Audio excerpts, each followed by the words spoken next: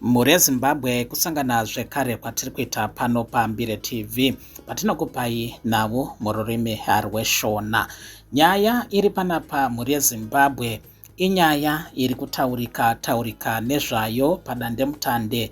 Vanhu vakawanda vari kutaura nyaya yechirongwa chebato reZANU-PF chalonchwa nechikamu cheYouth League yebato reZANU-PF.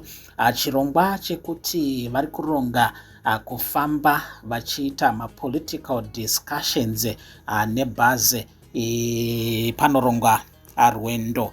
Saizvozvi kutanga mangwana pane rwendo rwekubva muHarare vakananga kwaMureva, asi mubhazi umu munenge muchikurukurwa nyaya dzezvematongerwo enyika, apo vechidiki pamwe chete neruzhinji rwenyika yeZimbabwe vachawaniswa mukana wekunge vachitaura nhunha dzavo pamwe chete nekubvunza mibvunzo yakasiyana-siyana. Asi chinangwa chikuru chiri pasi peurongwa uhu ndechekutsvaka vatsigiri, ndechekukwezva vatsigiri vatsva mubato reZANU-PF.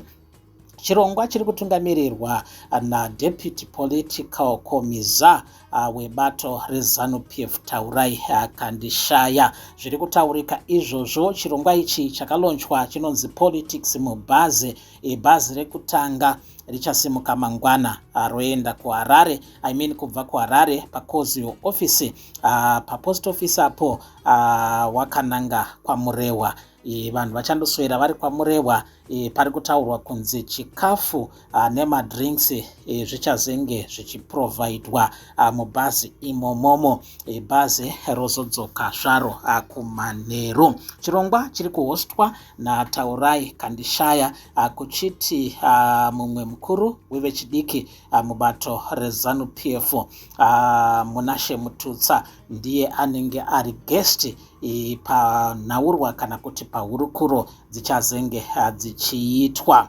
We are revolutionizing political engagements by taking our discussions directly to where young people are most comfortable in informal settings where they can speak freely. Ndo mashoko aTaurai Kandishaya, uyo ataura nevatapi venhau maererano nenyaya iyoyi yechirongwa chepolitics mubhazi. Asi vakawanda vari kuti chirongwa ichi chakanaka, asi dambudziko nderekuti munenge makazara masi10 zvinoita kuti vanhu vange vachitya kutaura pfungwa dzavo nemuono wavo zvakasununguka. Ameno mhuri yeZimbabwe, munochiona sei chirongwa chaparurwa nevechidiki vebato reZANU-PF cheYouth League, avo valoncha chirongwa chepolitics mubhazi, apo pachazenge pachiitwa nzendo dzakatsaukana